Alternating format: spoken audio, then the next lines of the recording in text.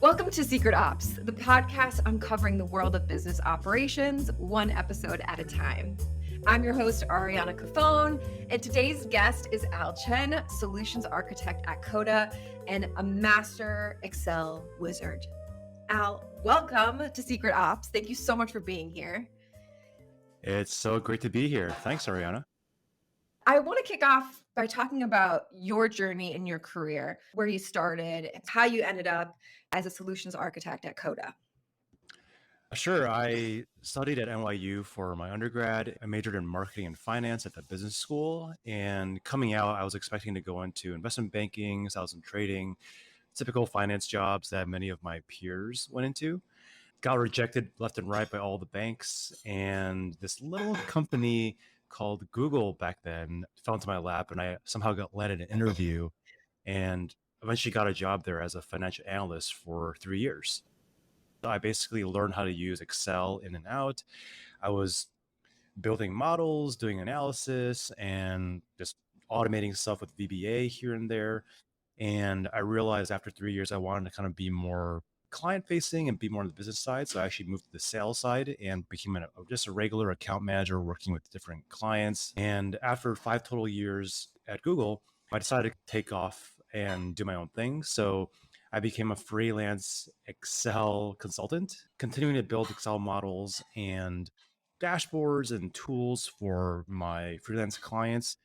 I traveled the world for a few months, did my own kind of startup with a friend of mine, and tried playing professional basketball for a little bit. That totally failed. And in 2017, one of my friends who I started with at Google back in 2007, he was working at this startup back in the day called Krypton. And he was like, "Hey, Al, I know you're super to Excel. You have all this knowledge and you do freelance work. Can you like test out this product that I'm working on with my CEO?" So the Krypton was like this blend of Google Docs and tables. And when I started using it, I was, man, this is like kind of pretty shitty. I would never use this instead of Google Sheets or Excel. And so I kind of dismissed it, never thought about it again. And then a few months later, the product went into beta and was also renamed to this company called Coda. And when it came out of beta, I was like, holy shit, this is like pretty cool. And I actually started using it as a tool for my clients and recommending it to my clients. And that's when like the light bulb went off. I became super active in the community. I was creating YouTube videos about it. And eventually I was thinking, what do I want to do next with my career? And I joined Coda in 2018 as a solutions architect, building templates and docs. 4.5 years later, I'm still here. There is so much to unpack there. Just backtracking to Google. When you talk about modeling, can you explain what that means for people who maybe aren't as familiar with the data side of operations or product development? Yeah, I think there's a very romantic definition of modeling and also a very kind of practical definition. So I'll go with the kind of more romantic side of things. So when I think of modeling, and it's really kind of how do you like encapsulate human behavior and human processes that are very abstract into something that's ones and zeros inside an Excel formula. That's kind of the romantic definition. How do you like take this complex and abstract world that we live in and create a model that allows you to forecast what may happen in the future? The reason why I said it's romantic is because it sounds kind of cool, it's really unique, but the more practical side of things is you need to do this in order to drive revenue, in order to cut expenses, in order to make more efficient workflows. So you start taking all these variables and trying to take these disparate pieces of information and create a model in Excel that can help you forecast what these costs and expenses will be in the future. And then hopefully, it's in line with what the executives want to see, and then so on and so forth. So a lot of it's just kind of thinking about business situations, processes, and putting them into cells inside an Excel sheet. So if we think about your time when you started at Google versus your time when you left Google, what would you say your Excel skills were when you started versus coming out of that? It changed immensely. I learned so much by just being thrown into the fire. I never took an Excel class prior to working at Google. They just kind of needed a Really? bunch. Oh yeah, I was completely Wow. new to Excel. I say this a lot when I talk about it. I used to think Excel was that, super old tool that my dad used to balance budgets. And when I was thrown into this financial analyst role, I was expected to learn. And they did provide us a 7-day training with this company called Training the Street. They're really meant for investment banking associates and sales and traders, not really meant for kind of back office internal finance, which is what I was doing. But it was 7 days of hardcore. How do you do a discounted cash flow analysis? How do you build a leverage buyout model? And most of this information was not relevant to me and my colleagues because it was all about finance. But the 5% of the class I took away was keyboard shortcuts and how to write formulas. Yep. And so, Mm. you take that into your job and then like you're thrown to the fire and you just have to like learn by Googling stuff. I wanted to ask that question because I think a lot of people, when we hear modeling and forecasting, like all these things, it's assumed that you learn these skills and then you go into a job and you're using these skills from school or whatever training you had. And I think the majority of the time when it comes to operations or data analysis, you're learning the skills as you go and you're literally just thrown into the deep end to figure out how to use them. Can you kind of talk through why you started doing that kind of work and distilling that information for others? It really started because I was the Excel guy on my team when I was at Google. And a lot of my teammates, especially when I was working in sales, didn't really know how to use Excel. And so one time I was like, guys, I'm tired of explaining myself 10 times and explaining the same patterns and keyboard shortcuts. And so I just booked a conference room and I said, hey, I'm going to do like a Excel training. And like almost my entire team joined that training. And I was like, holy shit, I can't believe so many people care Wow. about Excel because like we're using Excel every single day, even in a sales capacity. And that initial experience kind of turned into me started teaching Excel internally at Google to other teams and divisions. And right after I left Google, I started working with this online education platform called Skillshare. And they were just Mhm. back in 2013 and 14, they were just starting to get into teaching business classes. So I was one of the first like business classes on the platform teaching Excel. And I kind of just recycled the same classes I was teaching at Google into this online class. And that's kind of how it started. And Mm. personally, I think, we all love helping people, but I think personally, when I see someone learn like the VLOOKUP formula for the first time or learn how to automate something, you see that kind of visceral joy in their eyes and in their face. It's a very kind of gratifying feeling. I think unlocking that type of productivity or efficiency in people is kind of cool. And yeah, that's kind of how I started teaching Excel. Well, this kind of leaps beautifully into Coda because, I mean, as someone who I would say is an Excel expert, because not only have you used it in your day to day for business purposes, but you've also taught it. And I think learning something is one level of understanding a tool, but then teaching it is a whole other level. So you have a very in depth knowledge of Excel, which means that Coda must have been something pretty brilliant. What was that moment, I guess, when you started using Coda when it was in beta, that really sort of a light bulb went on and you wanted to shift more of your world into Coda as a tool? The big kind of unlock was when I realized I could actually use the tool for my freelance clients at the time when I was still kind of a freelance Excel consultant. Because some of my clients, they needed something that was online and collaborative. And so I would instantly default them to instantly say, oh, well, let's try doing this in Google Sheets. But then there are certain limitations in Google Sheets that we couldn't get around. And so when I started realizing Coda could be a good replacement for what they were doing in Excel or Google Sheets, that was a big unlock for me. Let's come to your day to day life at Coda. So, Mhm. the title solutions architect, I'm going to say it sounds pretty badass. It sounds like you're building little mini sim kind of worlds. But talk me through what this means. Like, what is your day to day life? Ultimately, as a solutions architect, what are you responsible for at Coda? The title is actually something I came up with when I first joined because they didn't know what to call Really? me. Yeah, yeah. Because I joined when Coda was around 30 something people, and we know that you're kind of a mix of marketing. You can use the product really well. So I think solutions architect seems a good role. I see it at other companies and, Amazon, Google, whatever, they all have this role. So it seemed like a good fit.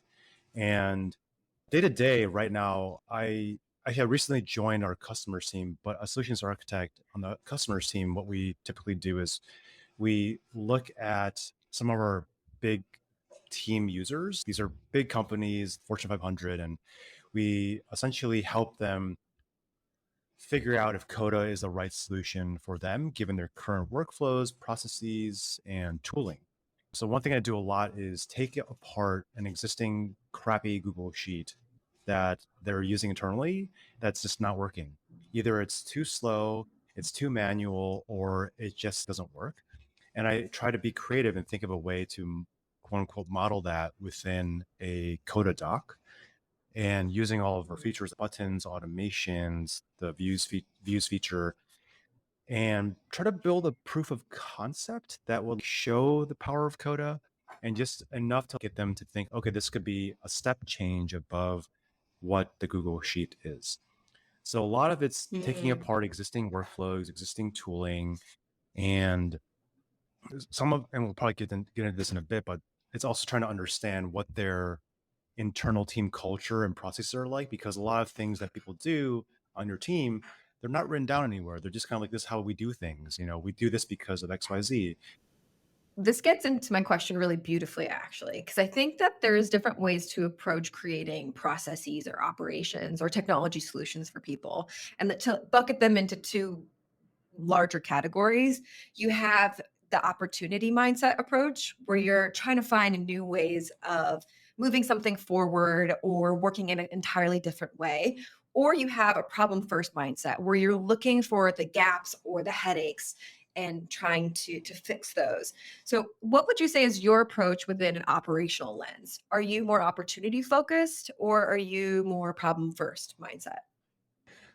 I'm very much problem first mindset because at least when I'm working with our customers, they're coming to us with like immediate pain. I can't do this Mm. because our Excel file or Google Sheet sucks.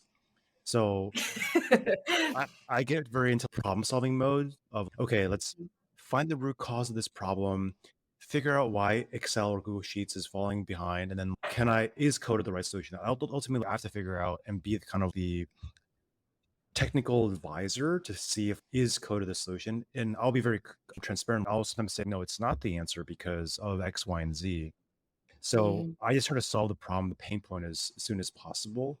But then I start Yeah. branching off, and we all know all our teams were all interrelated.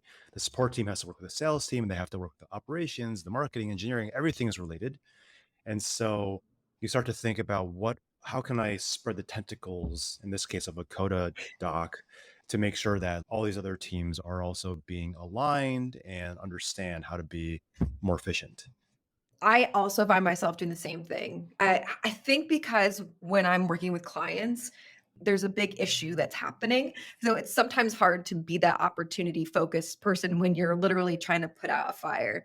Also because oftentimes, and I'm sure you find this as well, you'll have a client that says, "Hey, here's this thing that needs help. I need help with, or I have a problem that needs to be solved." Mhm. But then when you actually dig into whatever the thing is that they're talking about, you realize that's actually just a symptom of a problem that's 5 layers deep. It's just very hard to be opportunity mindset sometimes in operations because of that. It's just you're trying to find all of the layers that influence the thing that you're trying to solve. Do you find Right. that with clients that you're working with? Oh, yeah, all the time. And what's difficult sometimes is the root ends up being, again, a very abstract culture problem that has nothing to do with data. And that's what's Yes, interesting about yes. this role, I think, is because you're ultimately dealing with people, and people are not perfect. And people have Mm, desires and wants and deficiencies. And we're not taught in school how to, optimize a shared spreadsheet with your teammates. And so these are all things you figure out along the way. And of course, there's going to be yeah. inefficiencies because there's no perfect system for every single team for every single situation. And so it just kind of comes down to how do you best work with your teammates, and who needs what at what time. And these are all just type of like human team culture and processes questions more than like data needs to come in and out kind of things. Definitely. Well, and that gets to a more high level look at operations. Where do you begin trying to solve a problem from a process standpoint? Like, w- is it from the client? What is your headache? Is it looking at their current processes? Is it looking at the data? Where is step number one? In the, I guess, in the customer sales process, if you will, we call this discovery, which is more or less like an interview. I just kind of talk to the potential customer and just have them explain their background, the problems they're facing, and the story, if you will, of their team. And once I have that in my mind, and I've done this so many times, I recognize these patterns, whether it's a marketing team or operations team or a customer support team or a sales team. You start to see these same patterns over and over again because most of these teams kind of operate the same. And then along the way, I start asking, this is literally what I do is, oh, can you show me what this looks like? Can you share your screen?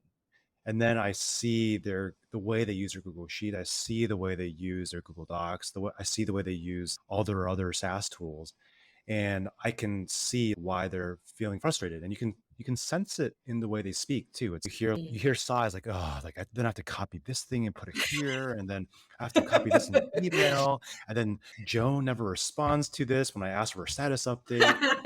And you can hear the frustration, and then that's when you feel, oh, I hit upon a pain point. And then that's when my wheels start turning about, okay, I can now see where their pain is, and I can also know what to do when I want to put this into a Coda doc. And so it's an interview and just very qualitative data, and then it leads into show me what you're actually talking about. Hello, fellow thinkers. Now, if you have been a loyal listener of Secret Ops, then you already know about our sponsors, Bear and Fig, the company that makes tools for thinkers. Now, I'm totally biased, but I really think that Bear and Fig has the best product suite for thinkers and operators alike. And you know what? I'm not the only one that thinks so. Bloomberg said, and I quote, that Bear and Fig's products are, quote, high end and well crafted, which they absolutely are. Their Confidant notebook is the most delicious notebook that you will use with the most perfect dot grid paper. But it's not just Bloomberg. Actually, fun fact, New York Magazine, they tested 100 pens to find the top pen. And after testing all of those pens, they rated Bear and Fig's Squire pen the number one pen. The number one pen. It's not just me, y'all. You got to give them a try. And guess what? We got you hooked up with the discount code. If you go to bearandfig.com today, enter in the discount code SECRET20 and get 20% off your next order of $50 or more. Again, that's SECRET20 and get 20% off your next order of $50 or more. Oh, I'm like so jealous that you're going to get to see all this for the first time because their products are so delicious. Anyway, enjoy, have fun, let us know how you use the tools, and let's get back to the show. That gets back to what we were talking about, finding the root of the problem versus the symptom. And I completely agree. Getting a person to tell the story about how they work is more powerful than actually saying, hey, what do you need fixed? Because they might not be aware of all the tools at their disposal to fix the thing, right? Yeah, I think if you're just trying to solve the immediate problem, you might not be fixing the root cause. You said because someone will come to me and say, "Oh, yeah, I have a hard time getting my team to respond to me on Slack." And that's the pain point. So if you just solve for that pain point, you might be fixing just that little thing of doing a reminder. But then as you peel back the onion, you realize there's a bigger problem behind the scenes, and you really need to solve that and not this simple Yeah. little thing. Because when someone comes to you in the pain point, they're just talking to you about their immediate frustration. And you can Yeah. solve that frustration today, but it's not going to solve the bigger problem tomorrow. This ties beautifully into the tools part of operations. So Mhm. obviously you have a tool that you work with very closely, Coda. Just for reference, I absolutely love the tool. It's one of my favorite tools to use, I think, for all the reasons why you love it. But I think when you're approaching operations, like you said, sometimes the tool that you love is not always the tool to solve the problem. So how do you go about deciphering a operational problem from the tools that could solve that? That's the $1 million question and something I'm still trying to figure out myself as well. And sometimes think about the context in which I'm being presented the problem because, like I said before, I might be working with someone and they're saying, oh, I have this problem and I might be able to get the root cause figured out. But then the root cause I realize is actually, there's something wrong with leadership and the way that they think about, I don't know, marketing is completely different and completely wrong. And so, in order for Mm. me to really solve this problem, it's almost a team culture, organizational change that has to happen. And that's not something a tool can solve. That's management and leadership being able to like come down with the right strategy. And so once I start peeling back the onions and I realize like this is way bigger than a tooling problem. I don't say, hey, you guys need to change your management, figure out your strategy. I don't say that, but I'll say we can fix this, but I would also suggest that, you have to get this team involved and that team involved and just kind of lightly point at these more overall process changes that need to happen. I just try to have an honest conversation with what they can potentially do to fix the problem. Yeah, I can't tell you how many times somebody's come to me and said, we need a task management platform. I need to have transparency into how we do things as a business. And I have built, a system with a task management platform that ultimately doesn't get used because it's actually not the problem. Whether it's Right. communication or how the team checks in or how there's accountability, you can build it with tools and processes, but if you're not thinking through the people lens, it just doesn't work. Lessons along the way in operations. So, with what do you think people get wrong about operations? You and I have both been in that world in varying different types of functionality, but what do you think people who haven't been in that world get wrong about it? Wow, that's a great question. I think people don't realize operations is a function that exists to make team processes better. And it's a very kind of like human and organizational behavior type of role because you have to understand how the entire company sometimes operates and thinks and everything from the mission, the values, the culture. People think operations is very just, oh, step one, step two, step three. We use this tool for that and this tool for these problems. But all these processes exist for a reason. It's because we're trying to solve very human problems, which is how do we work Mhm, effectively with each other? And sometimes it involves more softer and emotional side of operations, which is mhm. how do you convince an internal stakeholder to believe in your process? How do you convince your teammates to adapt to a new process? And these are all kind of skills around persuasion and sensitivity and inclusiveness that I think operations people are not necessarily associated with. You might think of someone in Mhm. user research or maybe someone in HR that would deal with this kind of stuff. But I think operations people are by default kind of these internal team psychologists that have to understand these patterns. Wow, I could not agree more on every single aspect of that. The human element of operations is something that people definitely consider within the HR component, but it goes into every single aspect: legal, finance, technology, product, and in operations, I think one of the strongest skills I've had to learn over the years is stakeholder management.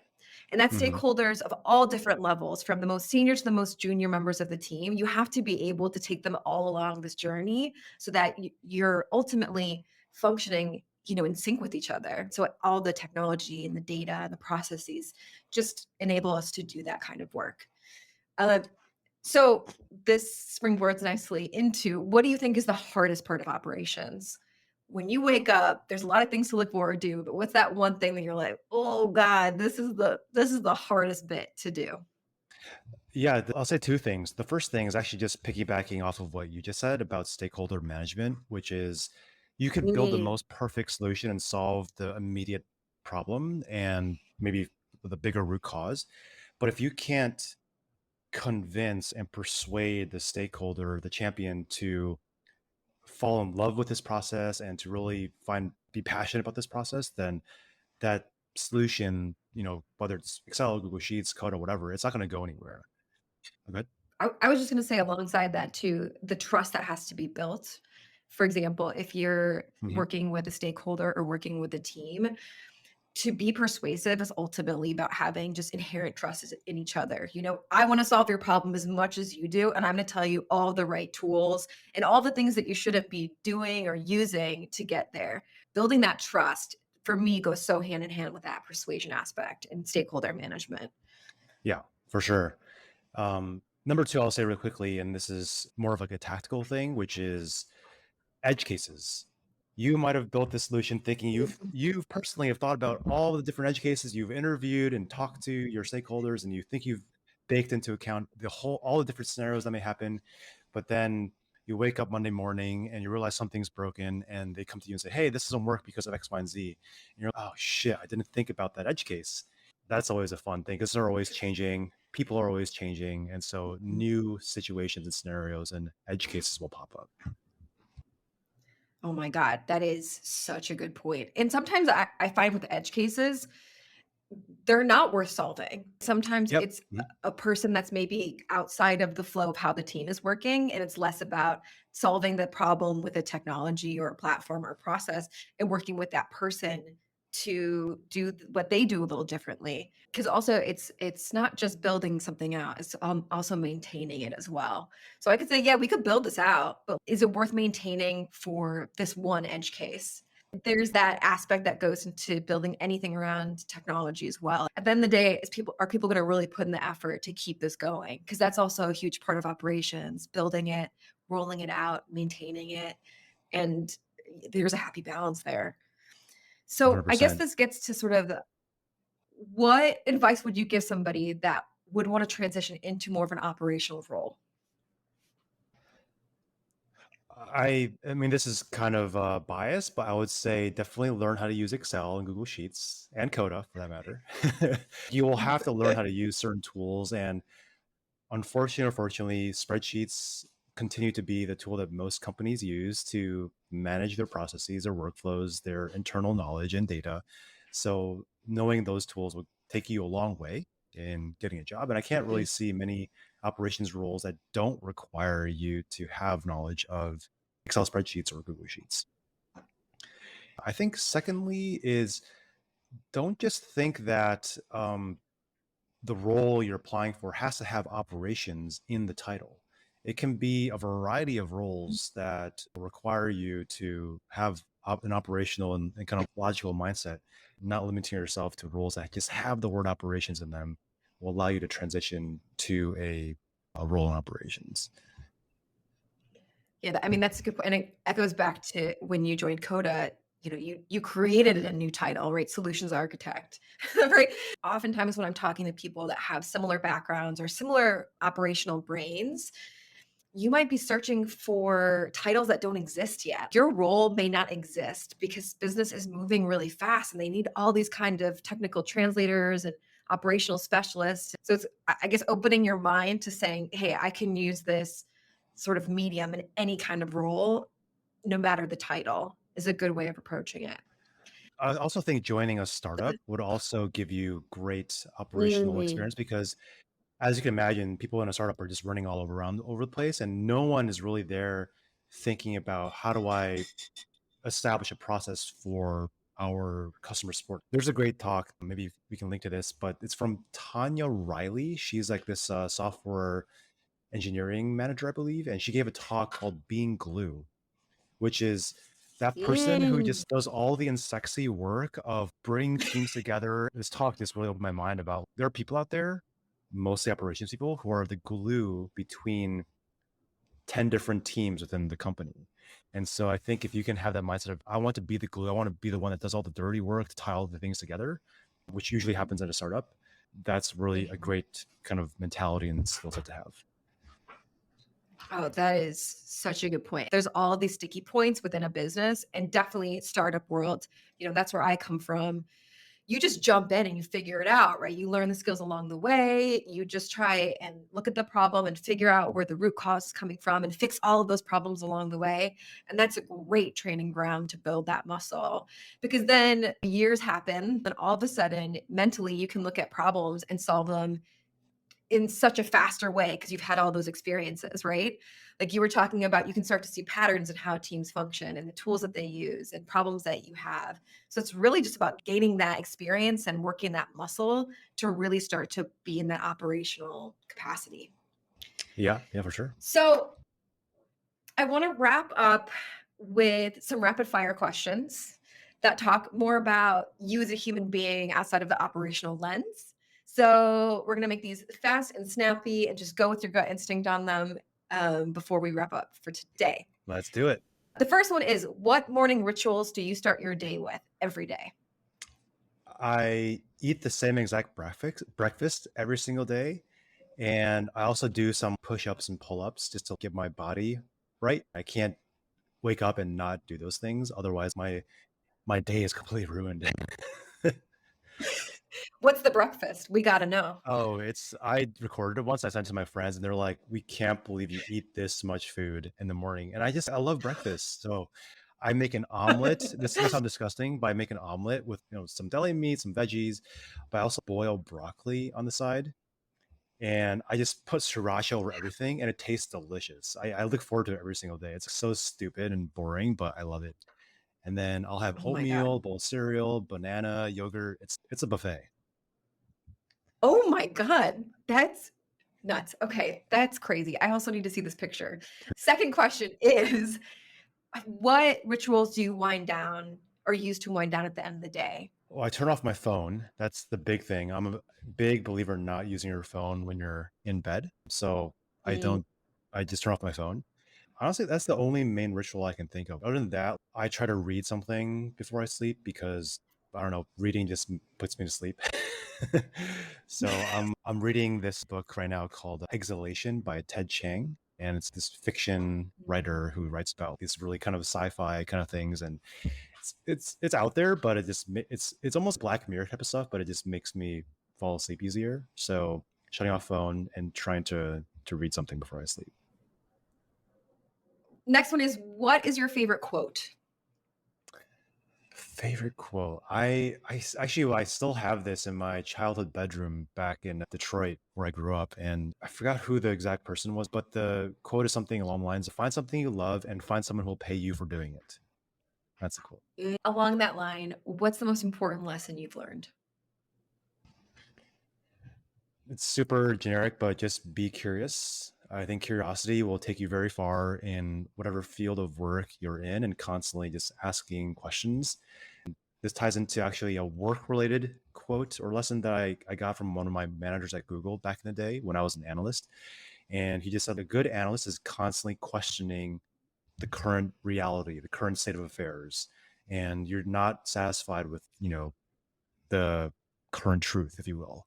So you're always asking questions, and underlying that, I think, is just having this very curious mindset where you're always trying to figure out why something works, why something doesn't work, and that's how you kind of solve problems. Now, the last rapid fire question is, what do you want to be when you grow up?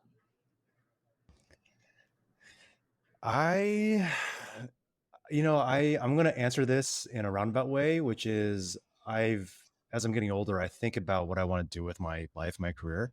And the answer I've come to is that I want to have 10 or 100 careers before I die. So I don't want to be Mm. something or one thing when I grow up. I want to be a solutions architect. I want to be a real estate broker. I want to be an artist. I want to be a construction worker. I just feel like our life is so short to pigeonhole yourself into one thing and doing one thing for the rest of your life. So I actually want to have 10 different careers throughout the course of my life. I love that. Al, always such a joy to talk to you. Thank you so much for your time. If people want to find you, where can they? All the usual places on LinkedIn. I'm just Al Chen. On Twitter, I have this stupid Twitter handle called Big Al123. Big Al123. So check me on Twitter. And then also, if you want to see some templates that I've built in Coda, because all I do is build templates, is just coda.io/BC. You can also check out Al at his own podcast called Dairy Analyst as well. Oh yes, I have one. It's more about data analysis and data science because it's a topic I've always been interested in. And so yeah, Data Analyst is also a good podcast to check out.